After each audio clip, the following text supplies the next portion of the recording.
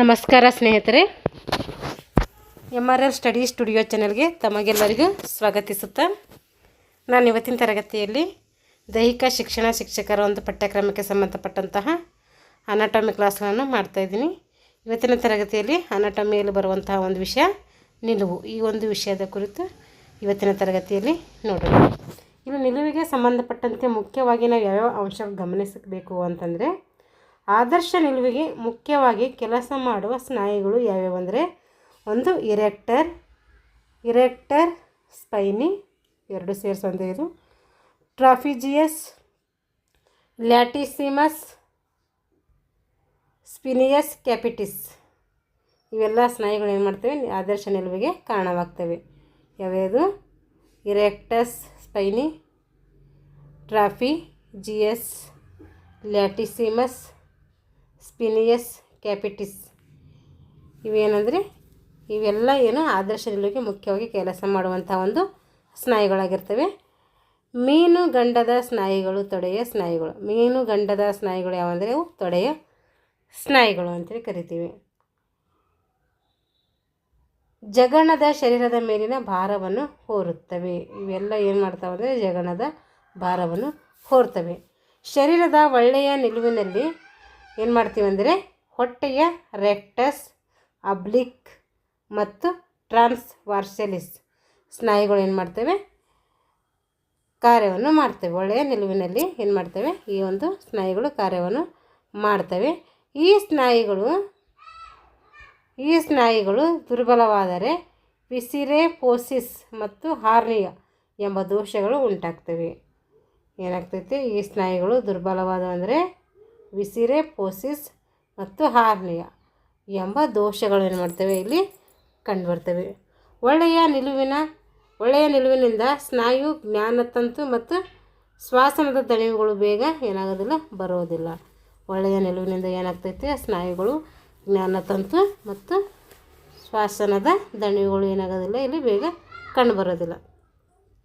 Rickets, ಕ್ಷಯ, polio ರೋಗಗಳಿಗೆ ಕೆಲವು ಸ್ನಾಯುಗಳು ಏನು ಮಾಡ್ತವೆ, ದುರ್ಬಲವಾಗಿ ಒಳ್ಳೆಯ ಕೆಲಸವನ್ನು ಮಾಡ್ಲಿಕ್ಕೆ ಏನು ಮಾಡ್ತವೆ, ಒಳ್ಳೆಯ ನಿಲುವು ಕೇಳ್ತದೆ. ನೋಡ್ರಿ, ರಿಕೆಟ್ಸ್, ಕ್ಷಯ ಅಂದರೆ TB, ಪೋಲಿಯೋ ರೋಗಗಳಿಂದ ಕೆಲವು ಸ್ನಾಯುಗಳು ಏನಾಗ್ತವೆ, ದುರ್ಬಲವಾಗ್ತವೆ. ದುರ್ಬಲವಾಗಿ ಒಳ್ಳೆಯ ನಿಲುವು ಏನು ಮಾಡ್ತೈತೆ, ಆವಾಗ ಒಳ್ಳೆಯ ನಿಲುವಿದಿಂದ ಕೂಡ ಕೆಟ್ಟು ಹೋಗುತ್ತೆ ಅಂತ ಅರ್ಥ. ಇವೆಲ್ಲ ಬರೋದರಿಂದ ಏನಾಗುತ್ತೆ, ಒಳ್ಳೆಯ ನಿಲುವಿದ್ದು ಸಹ ಕೆಡ್ತೈತೆ. ನಿಲುವಿನ ದೋಷ ಮತ್ತು ವಿಷಮ ಪ್ರಮಾಣದ ಸ್ನಾಯುಗಳ ಬೆಳವಣಿಗೆಯನ್ನು ತಪ್ಪಿಸಲು ಯೋಗ್ಯ ವ್ಯಾಯಾಮಗಳನ್ನು ಮಾಡಬೇಕು. ನಿಲುವಿನ ದೋಷವನ್ನು ಕಡಿಮೆ ಮಾಡ್ಕೋಬೇಕಂದ್ರೆ ನಾವು ಏನು ಮಾಡಬೇಕಂದ್ರೆ ಅದಕ್ಕೆ ಸಂಬಂಧಪಟ್ಟಂಥ ವ್ಯಾಯಾಮಗಳನ್ನು ಮಾಡಬೇಕು.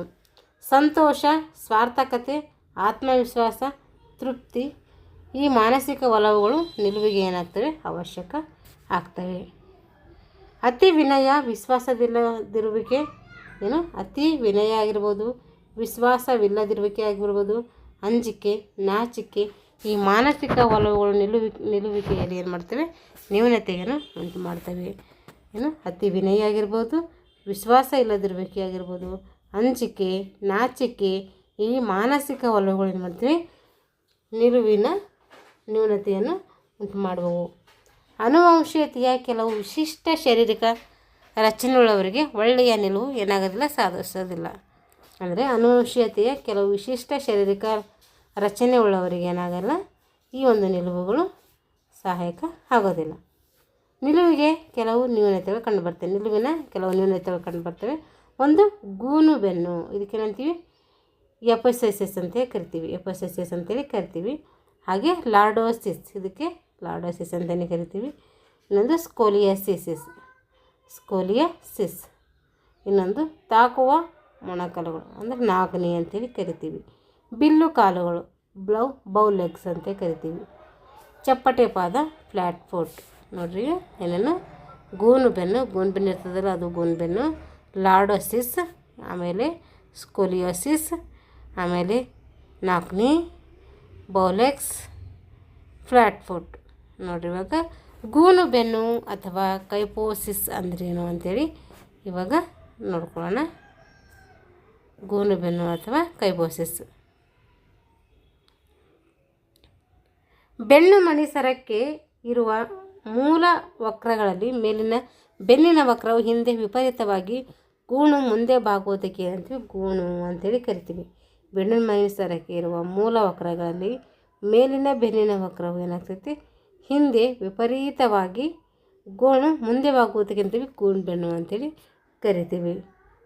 ಗಂಡಸರಿಗಿಂತ ಹೆಂಗಸರಲ್ಲಿ ಹೆಚ್ಚಾಗಿ ಕಾಣ್ತೈತಿ. ಈ ಗೂಣು ಬೆನ್ನು ಯಾಕೆ ಗಂಡಸರಿಗಿಂತ ಹೆಂಗಸರಲ್ಲಿ ಹೆಚ್ಚಾಗಿ ಕಾಣ್ತಂದರೆ ಅವರಿಗೆ ಸ್ವಲ್ಪ ನಾಚಿಕೆ ಸ್ವಭಾವ ಇರುತ್ತಲ್ಲ, ಅದಕ್ಕೆ ಏನಾಗುತ್ತಂತೆ ಅವರು ಗೂಣು ಬೆನ್ನು ಉಂಟರಲಿಕ್ಕೆ ಇದೊಂದು ಕಾರಣ ಆಗ್ತೈತಂತೆ. ಮಾನಸಿಕ ನಾಚಿಕೆ ಮತ್ತು ಕೀಳರಿಮೆಯಿಂದ ಹುಡುಗಿಯರಲ್ಲಿ ಏನಾಗುತ್ತದೆ ಕಾಣಿಸ್ಕೊಳುತ್ತೆ. ಹೇಳೋದಲ್ಲ ಇವಾಗ ನಾನು ಏನಾಗುತ್ತೆ ಮಾನಸಿಕವಾಗಿ ನಾಚಿಕೆ ಆಗಿರುವುದು ಮತ್ತು ಕೀಳರಿಮೆಯಿಂದ ಹುಡುಗಿಯರಲ್ಲಿ ಏನಾಗುತ್ತೆ ಈ ರೋಗ ಸಹಜವಾಗಿ ಕಾಣಿಸ್ಕೊಳ್ಳುತ್ತೆ. ಅಯೋಗ್ಯ ಆಸನಗಳು ಕಣ್ಣು ಅಂದರೆ ಅದು ಆರೋಗ್ಯನೇ ಇರ್ಬೋದು, ನೋಡೋಣ. ಅಯೋಗ್ಯ ಅಂತ ಕೊಟ್ಟಿರೋದಲ್ಲಿ ಆಸನಗಳು ಕಣ್ಣು ಕಿವಿ ಮತ್ತು ಇವುಗಳಲ್ಲಿಯೂ ದೋಷ, ಕಾಲಿನ ದೋಷಗಳು ಆಸಕ್ತತೆಯಿಂದ ಅಥವಾ ದಣಿವಿನಿಂದ ಕೈಪೋಸಿಸ್ ಏನಾಗ್ತೈತಿ ಬೆಳಿತೈತೆ. ಆಸನಗಳಾದಂತಹ ಕಣ್ಣು ಕಿವಿ ಇವುಗಳಲ್ಲಿಯೂ ದೋಷ ಅಥವಾ ಕಾಲಿನ ಸ್ನಾಯುಗಳ ಆಸಕ್ತತೆಯಿಂದ ಅಥವಾ ದಣಿವಿನಿಂದ ಏನಾಗುತ್ತೆ ಕೈಪಾಸಿಸ್ ಬೆಳೀತದೆ. ವಿಶೇಷವಾಗಿ ಮುದುಕರಲ್ಲಿಯೂ ಕೂಡ ಬರುತ್ತಾ ಹೋಗ್ತೈತೆ. ಇದು ಕೈಪಾಸಿಸ್ ಏನಾಗುತ್ತೆ ವಿಶೇಷವಾಗಿ ವಯಸ್ಸಾದ ಮೇಲೆ ಸಾಮಾನ್ಯವಾಗಿ ಬರ್ತಾ ಹೋಗ್ತೈತೆ. ಹಾಗಾದರೆ ಇದಕ್ಕೆ ಚಿಕಿತ್ಸೆ ಏನು ನೀಡಬೇಕು? ನಾವು ಕೈಪಾಸಿಸ್ ಬಂದಿದೆ ಅಂದರೆ ಏನು ಚಿಕಿತ್ಸೆ ನೋಡಬೇಕಂದ್ರೆ ಬೋರಲಾಗಿ ಮಲಗಿ ತಲೆ ಮೇಲೆತ್ತಬೇಕು. ಬೋರಲಾಗಿ ಮಲಗಿ ಏನು ಮಾಡಬೇಕು ತಲೆಯನ್ನು ಮೇಲೆತ್ತಬೇಕು. ಎದೆ ಮತ್ತು ಮೊಣ ಕೈಗಳನ್ನು ಹಿಡಿದು ಭುಜ ಮತ್ತು ತಲೆಗಳನ್ನು ಹಿಂದೆ ಅದುಮುವುದು. ಎದೆ ಮತ್ತು ಮೊಣ ಕೈಗಳನ್ನು ಹಿಡಿದು ಏನು ಮಾಡಬೇಕಂತೆ ಭುಜ ಮತ್ತು ತಲೆಗಳನ್ನು ಹಿಂದೆ ಅದುಬೇಕಂತೆ. ಅಂದರೆ ಅದುಮುವುದು, ಒತ್ತುವುದು ಅಂತ ಅರ್ಥ. ಸಾದಾ ದಂಡ ಮತ್ತು ಧನುರಾಸನ ಮಾಡಬೇಕು. ಸಾದಾ ದಂಡಾಸನ ಮಾಡಬೇಕು ಮತ್ತು ಧನುರಾಸನ ಮಾಡಬೇಕು. ಇವೆಲ್ಲ ಏನು ಚಿಕಿತ್ಸೆಗಳು, ಗೂನು ಬೆನ್ನು ನಿವಾರಣೆ ಮಾಡಲಿಕ್ಕೆ ಇರುವಂತಹ ಚಿಕಿತ್ಸೆಗಳು. ನೆಕ್ಸ್ಟು ಲಾರ್ಡಾಸಿಸ್ ಅಂತ ಕರಿತೀವಿ ಇದಕ್ಕೆ. ಇದು ವಿಪರೀತ ಹೊಟ್ಟೆ ಬಂದವರಲ್ಲಿ ಕಾಣ್ತೈತೆ. ಹೊಟ್ಟೆ ಮುಂದಕ್ಕೆ ಬರ್ತೈತೆ ಅವರಿಗಲ್ಲಿ ಇದು ಕಾಣುತ್ತೆ. ಬೆನ್ನು ಮಣಿಸರದ ಸೊಂಟದ ವಕ್ರತೆಯು ಅತಿಶಯವಾಗಿ ಮುಂದೆ ಬಂದಿರೋದಕ್ಕೆ ಅಂತೀವಿ ಲಾರ್ಡಾಸಿಸ್ ಅಂತೀವಿ.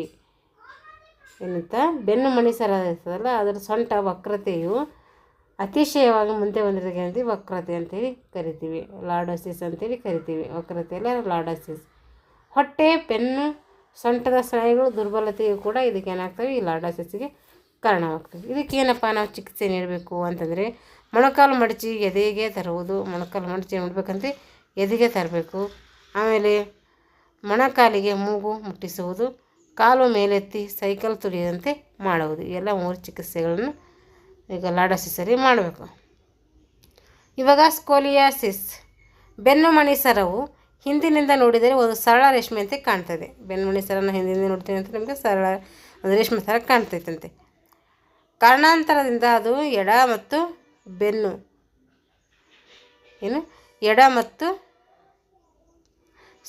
ಕಾರಣಾಂತರದಿಂದ ಅದು ಎಡ ಮತ್ತು ಬಲಕ್ಕೆ ವಕ್ರವಾದರೆ ಅದಕ್ಕೆ ಏನಂತೀವಿ ಸ್ಕೋಲಿಯಾಸಿಸ್ ಅಂಥೇಳಿ ಕರಿತೀವಿ. ಎಡ ಅಥವಾ ಬಲಕ್ಕೆ ವಕ್ರವಾಗಿದೆ ಅದಕ್ಕೆ ಏನಂತೀವಿ ಸ್ಕೋಲಿಯಾಸಿಸ್ ಅಂತೇಳಿ ಕರಿತೀವಿ. ಕಾರಣ ಒಂದೇ ಕಾಲಿನ ಮೇಲೆ ಭಾರ ಹಾಕಿ ನಿಲ್ಲುವ ರೂಢಿ, ಒಂದು ಕೈ ಬರಹದ ಉಪಯೋಗಿಸುವುದರಿಂದ ಏನಾಗ್ತೈತೆ ಈ ಆಸನಗಳು ಏನಾಗ್ತವೆ ನಾವು ಈ ಆಸನಗಳಿಂದ ಈ ಸ್ಕೋಲಿಯಾಸಿಸ್ ಏನು ಮಾಡ್ಬೋದು ನಿವಾರಣೆ ಮಾಡ್ಬೋದು. ಹಾಗಾದರೆ ಏನು ಚಿಕಿತ್ಸೆ ನೀಡಬೇಕು ಅಂತಂದರೆ ಚಕ್ರಾಸನ, ಧನುರಾಸನ, ವಕ್ರಾಸನ ಮಾಡಬೇಕು. ಎಲ್ಲ 3 ಆಸನಗಳು ಮಾಡಬೇಕು. ಹಾಗೆ ಸಲಾಕೆಗೆ ಜ್ಯೋತಿ ಬಿದ್ದು ತೂಗುವುದು. ಸಲಾಕೆ ಇರ್ತದೆ ಜ್ಯೋತಿ ಬಿದ್ದು ಏನು ಮಾಡಬೇಕಂತೆ ತೂಗಬೇಕಂತೆ. ಇಷ್ಟೇನಾಯ್ತಂದರೆ ನಿಲುವಿನ ದೋಷಗಳದು.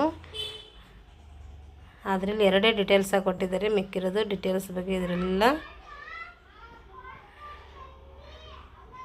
ಗೂನು ಬೆನ್ನು ಲಾರ್ಡಾಸಿಸ್ ಅಷ್ಟೇ ಕೊಟ್ಟಿದ್ದಾರೆ. ಮುಖ್ಯದವ್ರದ್ದು ಏನಿಲ್ಲ ಅಂದರೆ ಸ್ಕೋಲಿಯಾಸಿಸ್ ಅಂತ ಕೊಟ್ಟಿದ್ದಾರೆ.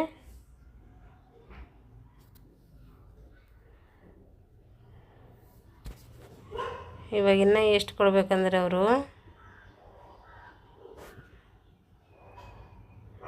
ಗೂನು ಬೆನ್ನು ಹೇಳಿದ್ದಾರೆ, ಲಾರ್ಡಾಸಿಸ್ ಹೇಳಿದ್ದಾರೆ, ಆಮೇಲೆ ಸ್ಕೋಲಿಯಾಸಿಸ್ ಹೇಳಿದರೆ ತಾಕುವ ಮೊಣಕಾಲುಗಳು ಅಂದರೆ ಒಬ್ಬರು ಏನಾಗುತ್ತೆ ಇದು ಇಲ್ಲ ಬುಕ್ಸಲ್ಲಿ ಇದು ನೋಡಿ. ತಾಕುವ ಮೊಣಕಾಲುಗಳು ಅಂತಂದರೆ ನಾವು 14 ಟೈಮ್ನಾಗಿಂತ ನಮ್ಮ 2 ಮೊಣಕಾಲು ಟಚ್ ಆಗ್ತವೆ. ಆ ರೀತಿ ಟಚ್ ಆಗಬಾರ್ದು. ಟಚ್ ಆಗಿದ್ರೆ ಏನಾಗುತ್ತೆ ನಮಗೆ ಅದು ನಾಲ್ಕನೆಯದೇ ಅಂತ ಅರ್ಥ. ಅಲ್ಲಿ ತಾಕೋಮಣಕೊಳಗಲ್ಲಿದ್ದಾವೆ ಅಂತ ಅರ್ಥ. ಅದಕ್ಕೂ ಕೂಡ ಚಿಕಿತ್ಸೆಗಳಿರ್ತವೆ. ಆ ಚಿಕಿತ್ಸೆಗಳ ಪ್ರಕಾರ ನಾವು ನಿವಾರಣೆ ಮಾಡ್ಕೋಬೇಕು. ಇವಾಗ ಬಿಲ್ಲು ಕಾಲುಗಳು ಅಂದರೆ ಕಾಲಿರುತ್ತೆ, ಬಿಲ್ಲಿನ ಬಾಣದಲ್ಲಿ ಇರ್ತೈತೆ. ಬಾಣ ಅಲ್ಲ, ಧನುಷ್ ಇರುತ್ತಲ್ಲ, ಅದ್ರ ಥರ ಏನಾಗುತ್ತೆ, ಅದೇ ಥರ ಕಾಲುಗಳನ್ನು ಕಂಡುಬರ್ತವೆ. ಆಮೇಲೆ ಚಪ್ಪಟೆ ಪಾದ, ಒಬ್ಬೊಬ್ಬರು ಪಾದ ಏನು ಮಾಡ್ತವೆ, ಫುಲ್ಲು ಹತ್ತವೆ, ಮಧ್ಯದಲ್ಲಿ ಗ್ಯಾಪ್ ಇರೋದಿಲ್ಲ, ಫುಲ್ ಟಚ್ ಆಗ್ತವೆ. ಅಂಥವ್ರಿಗೆ ಏನಂತೀವಿ ನಾವು ಚಪ್ಪಟೆ ಪಾದಗಳು ಅಂಥೇಳಿ ಕರಿತೀವಿ. ಅದು ಕೂಡ ಕೆಲವು ಚಿಕಿತ್ಸೆ ನಿವಾರಣೆ ಮಾಡ್ಕೋಬೋದು. ಇಷ್ಟೇನಾಯ್ತಂದರೆ ನಿಲುವಿಗೆ ಸಂಬಂಧಪಟ್ಟಂಥ ಒಂದು ವಿಷಯ ಆಗಿರ್ತೈತಿ. ನಿಲುವಿಗೆ ಸಂಬಂಧಪಟ್ಟಿದ್ದು ನಾವು ಇಷ್ಟು ತಿಳ್ಕೊಂಡಿವಿ. ಮುಂದಿನ ತರಗತಿಯಲ್ಲಿ ಇದರ ಮುಂದುವರಿದ ಭಾಗವನ್ನು ಕುರಿತು ತರಗತಿಯಲ್ಲಿ ಚರ್ಚಿಸೋಣ ಅಂತ ಹೇಳ್ತಾ ಇಲ್ಲಿಗೆ ಈ ತರಗತಿನ ಮುಗಿಸ್ತಾ ಇದ್ದೀನಿ. Thanks for watching all.